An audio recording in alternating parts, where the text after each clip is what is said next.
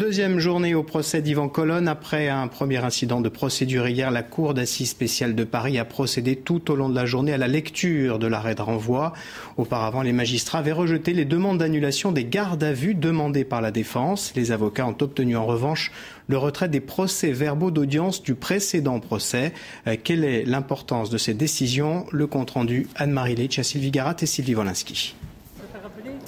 La défense ne paraît pas abattue et pourtant, contrairement à ce qu'elle voulait, les accusations proférées contre Yvan Colonne en garde à vue seront bien prises en compte.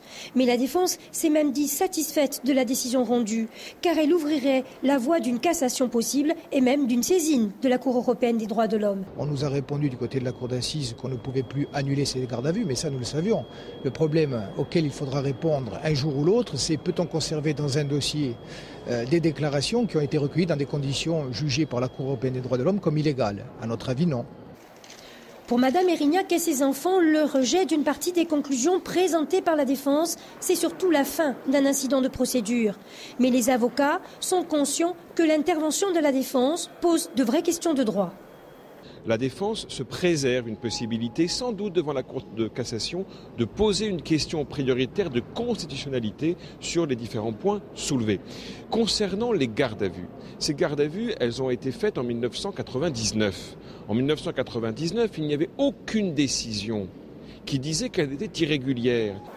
Autre satisfaction pour la défense, la Cour n'a pour l'instant pas répondu si elle devra ou non motiver son arrêt. Elle le fera à la fin des débats. Des débats peu suivis pour le moment. Seuls les fidèles soutiens à Yvan Colonne sont là. Les faits n'ont pas encore été abordés et l'après-midi a été consacré à la lecture des arrêts de renvoi. L'audience compte désormais presque une journée de retard car la Cour a pris son temps pour délibérer. Il faut dire qu'après la cassation, les magistrats se sentent observés. 9 femmes, 3 hommes qui ont décidément beaucoup de pression sur leurs épaules. L'affaire est une affaire d'État, une affaire sensible. D'ailleurs, le président Hervé Stéphan a la réputation d'être quelqu'un de solide et d'intègre. Mais pourtant, son prédécesseur Didier Vacogne avait lui aussi été jugé bon par ses pairs. Son attitude avait pourtant été désastreuse. Le comportement de la Cour sera l'une des questions de ce 3e procès. Et le groupe Femois-Gour-Sika de l'Assemblée de Corse a réaffirmé aujourd'hui son soutien à Yvan Colonne. Pour les élus du groupe nationaliste, l'accusation contre le berger de Cargèse est inconstitutionnelle et illégale.